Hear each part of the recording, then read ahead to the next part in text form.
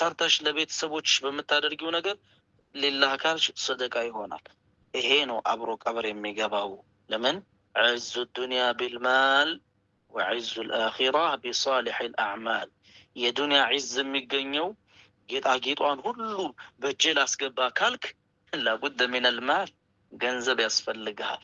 ወዐዙ ልአኺራ ቢሳሊሕ ልአዕማል። የአኺራውስ በምንድን ነው? በመልካም ስራ። ሊዛ ቃለ ልቃኢል ለዚህም ነው አብዛኛው ሰዎች ይህንን ይናገራሉ። ምሳሌ ጡባ ሊመን በና ቀብረሁ ቀብለ አን የድኹለህ፣ ጡባ ሊመን በና ቀብረሁ ቀብለ አን የድኹለሁ። ቀብሩ ከመግባቱ በፊት ቀብሩን የገነባ ሰው ጡባ ለሁ፣ የምስራች አለው። እንዴት ነው ቀብር የሚገነባው? ልክ አንዳንድ እምነት ላይ እንደምናየው በሊሾ በምን ተደርጎ የሚያምር እንትን ተሰርቶለት ጥላ ተሰርቶለት ምናምን ላ አይደለም። በምንድን ነው? በመልካም ስራ ነው ቀብር የሚገነባው። ጡባ ሊመን በና ቀብረሁ ቀብለ አን የድኹለሁ፣ ከመግባቱ በፊት ቀብሩን የገነባ።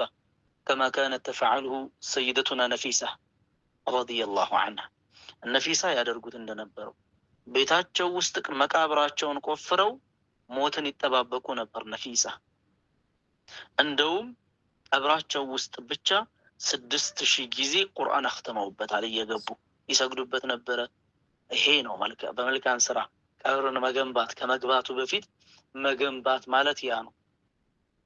ስለዚህ አላሁ ተዓላ ያግራልንና ሁላችንም ባገኘነው አጋጣሚ መጠናከር አለብን፣ መበረታታት